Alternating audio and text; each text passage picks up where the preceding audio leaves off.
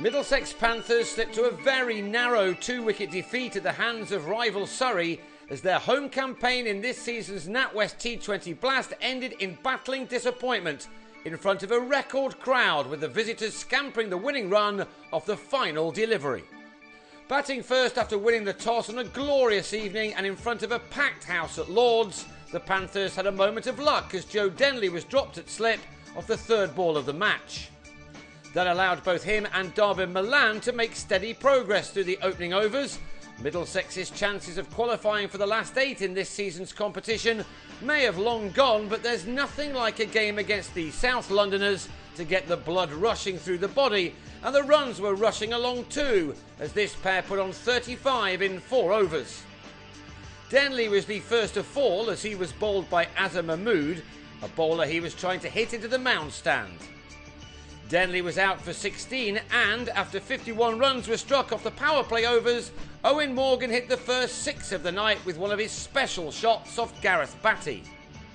Milan had made a good start but wasn't able to go on. On 25 from 17 balls, he was bowled by Tilakaratne Dilshan, a wicket which left the Panthers on 66 for 2 in the 8th over. Halfway through their innings, Middlesex had made 76 for 2 and they then looked to push on.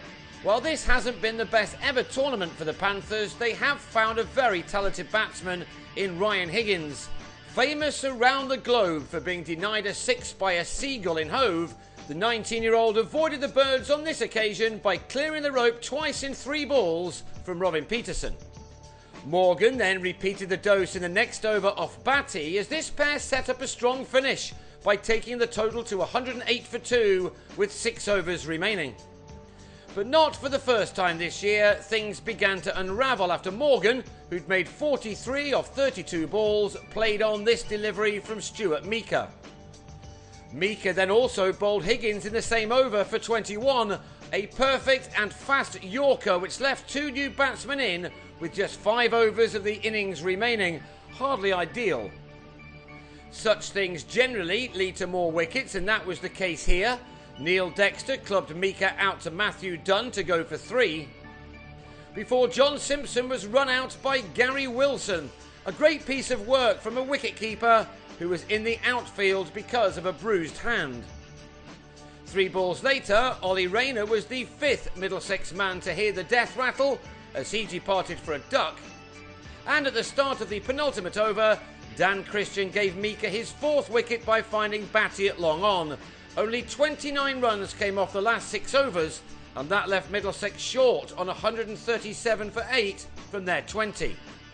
Danger man Jason Roy was put down at 3rd man to the 2nd ball of the Surrey reply, but Stephen Finn, who was storming in from the pavilion end, celebrated his call up to the England Lions with a fast and short delivery that had Dilshan caught behind for a duck.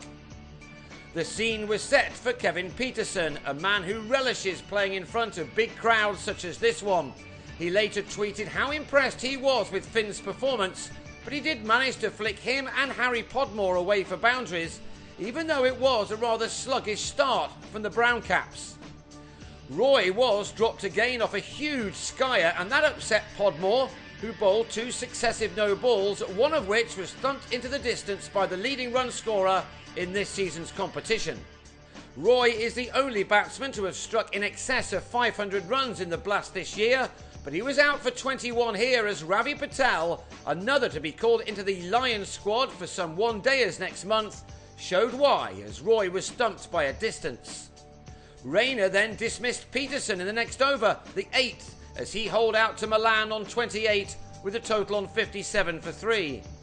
And the score read 62 for 4 after 9 overs when Wilson was also foxed by Patel, who did his future a lot of good by producing the very impressive figures of 2 for 15 in front of a huge crowd and the TV cameras.